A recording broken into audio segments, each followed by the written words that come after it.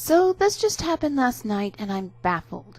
So I'm disabled, but it's irrelevant to the story because 1, this neckbeard did not know because I was sitting on a couch, and 2, I've always struggled with mental illness way before I got sick. I'm a very open and honest person. Like, you'll know my entire life story within 5 minutes of meeting me. So last night I was at my best friend's new place smoking some weed around a table with her roommates and some other people, some I know, some I do not. There was this younger girl, 20-ish, that I've known for a few years, as she's the little sister of a guy I grew up with. She'd been having a hard time, and we started talking about depression, so I started talking about my own adventures in depression, my coping mechanisms, and the lessons I've learned, yada yada. Well, I'm trying to impart my elderly 27-year-old wisdom to this little chickling. In walks your typical neckbeard big fella. He stands there for a few seconds listening, and I kid you not, literally audibly scoffs. I look at him confused and go, "What?" I was expecting him to say something against evil big pharma, but instead he goes, "Girls can't be depressed. Definitely not a skinny Barbie like you." Very rarely I am stunned into silence, but this is one of those moments. My best friend, bless her heart, jumps to my defense, unfortunately making all the wrong points, yelling at him, saying that he does not know what I've been through, that she's known me forever, I'm so strong, yada yada. He rolls his eyes and says, "Girls don't know what it's like to be really alone and depressed. You always have tons of guys begging for your attention." I just looked at him like he was fucking insane and said, "That's not how mental illness works." My best friend and him continued arguing, but I just kept rolling my eyes and making what the fuck faces to everyone else. We all ended up shit-talking to him for the rest of the night.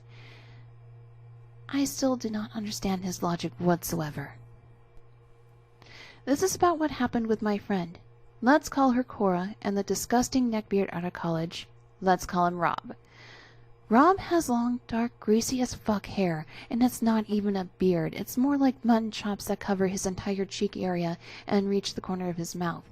And yes, he smells bad and wears a long leather trench coat, and he's even worn 2 fedoras to college before, one on top of the other. It all started when Cora's boyfriend broke up with her a while back. They had been together for 2.5 years, and the breakup really messed with her confidence. She would wear baggy clothes and cover up mostly, and she said she'd never been good enough for anyone. I felt really bad for her and said that she didn't need a boyfriend to feel pretty and stuff. Anyway, Rob quickly catches on to the fact that she is single and her self-esteem is on low gauge, so he messages her and they get talking. I don't know exactly what the messages said, but I know some of them turned sexual. I was a bit grossed out by him, but she seemed happy, so I did not want to shit on her happiness. After a month of talking and meeting up with Rob, Cora decided she did not want him as a boyfriend, so she called it off and said she would like to be friends with him. He flipped his shit. He began saying he cut himself and it was all her fault. He said she hurt him and all this. She was beside herself, so the next day she went over to speak to him, and where he said he cut himself on his wrist, she did not see a thing, not even scratches. So she called him out on it through Messenger that night, and he quickly scratched himself hard and said, "Now look what you've done." I had seen worse scratches from my pet rabbit. Anyway, Cora decided not to speak to Robert anymore, and I was relieved. But he kept following her and messaging her, saying he was going to kill himself because of her, which she believed because she's very soft-natured and kind. She started talking to him again, and then he had the audacity to call it off because there was another girl he wanted, so he's with her. She's a legbeard too, from the look of it. And Cora is working on herself with my help, of course. So, I could be wrong, but I am 90% sure my cousin is a neckbeard. Don't get me wrong, I love my family, just not as much as he wanted me to. Little backstory. It was early December 2001. My family, mother, significant other, 2 aunts, and 5 cousins all in tow, were having a small pre-Christmas party. The adults drinking and telling stories, and the kids left to go all Lord of the Flies on each other. Cast. Enter me, 12-year-old chubby girl obsessed with Inuyasha, manga, and video games. Too shy to say much to anyone, really, and a wicked temper. Sailor Beard. One of my male cousins closest in age to me, 14, almost 15 at the time. Overweight already, trying to grow in the patchy neckbeard. Unsure if he had seen water and soap since he was in diapers, and he smelled like it. Obsessed with Sailor Moon. Would draw himself as a character and say he will marry her one day. Sailor Moon, that is. Mama. My very slight 5'3" mama. That is the definition of a mama. Everyone calls her mama, and she will stop at nothing to make sure everyone is happy and fit. Oh, but if you cross one of her babies, that tiny Irish woman is to be feared. On to the story. The house was decked out in Christmas wonder, tree, tinsel, gift wrap, and mistletoe. It was just past midday, all of us kids doing what kids do, beating each other up, chasing each other around the house, and being loud. A few of my cousins got flags on the play for unnecessary roughness, and had to cool down, so that just left me and Sailor Beard running around, him trying to grab and tickle me. The more we ran around, the more I noticed him always waiting for me out near entrances, all covered in mistletoe, so I started sneaking out different doors, till it all came to a head. He blocked my only exit by locking it from the other side, and just waited under the toe of doom. Being shy and uncomfortable, I asked him to move. He refused and said I had to pass him, so I tried to.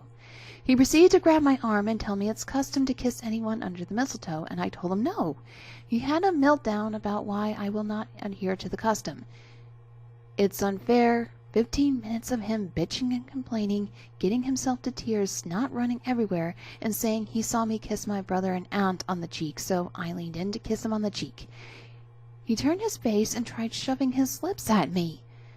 At this point, my temper could not handle it, and I screamed for my mama, angry tears in my eyes.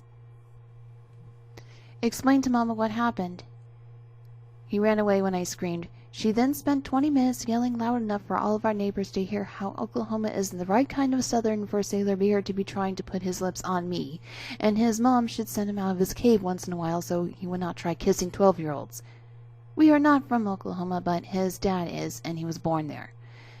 That's how I did not see my aunt for a few years. Next time I saw them was at her house when I was 16-ish, and he tried getting me to lay on his bed and watch choppy hentai.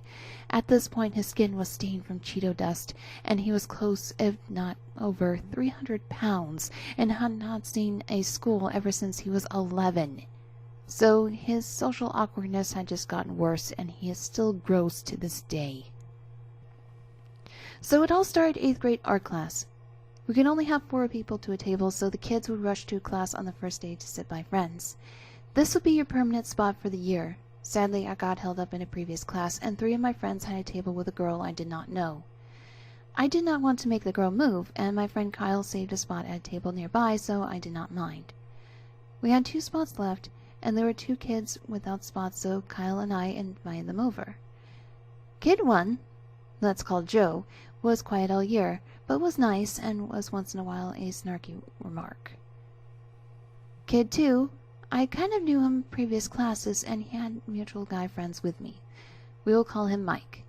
Mike was short, stocky, greasy, reeked of B.O., Axe body spray, and once in a while donned a fedora. No actual neckbeard yet because we were in middle school. We started working on our projects, and I'm having a good time because I love art. I have always loved art and have gotten pretty good at drawing. Mike complimented me all the time, and I would thank him, feeling a little embarrassed because I did not show my work to people a lot. We became friends, talking about comic books, movies we had seen, or anime, and it was fun for the first few weeks. Then the favors started. He would ask me to help him with his project. I would do little here or there, but then he would ask me to do whole portions. Kyle would stand up for me and tell him to lay off because I had a hard time saying no at the time. Then the so-called flirting started. He would try to impress me by showing me photos of the weapon he made, PVC bows, swords, etc., and tell me dead baby jokes, thinking they're the funniest things in the world. He would also tell me he would kill for me, or I'm a princess he could protect and that I should go out with him. I was so weirded out between the dead baby jokes and him saying he would kill for me, so politely declined and said we should stay friends. He also started texting my best friend Olivia, seeing if she could convince me to go out with him. She said no way and was also weirded out. Since the jokes and weapons did not impress me, he started buying me food and pop and bring them to class. I told him that I felt bad that he was spending money on me and he should stop, but he did not, saying that it's the chivalrous thing for women. When I did not take it, he would show up at my front door, drop it off, and run away. I kid you not, he found my address and would leave food and drinks for me there. I think he got out of the school address book, which is so odd, and I do not know why they give them out. Later that day, Olivia texted me that Mike is crazy and that I should drop his number. I asked what happened this time, and she sent me the screenshots. Oh boy, I was mortified. He had written an entire fan fiction about us, which ended in him killing our principal and us making love in his blood. She was so uncomfortable because he had sent it to her asking if it was good.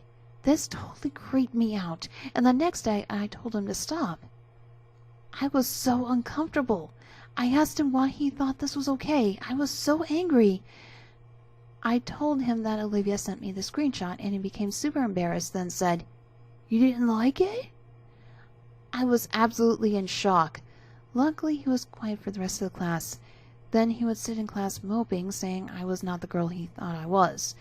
Me and Kyle would roll our eyes and tell him to concentrate on his work. He eventually found someone to date and treat as a princess, but ended quickly because she did not want to have sex with him yet.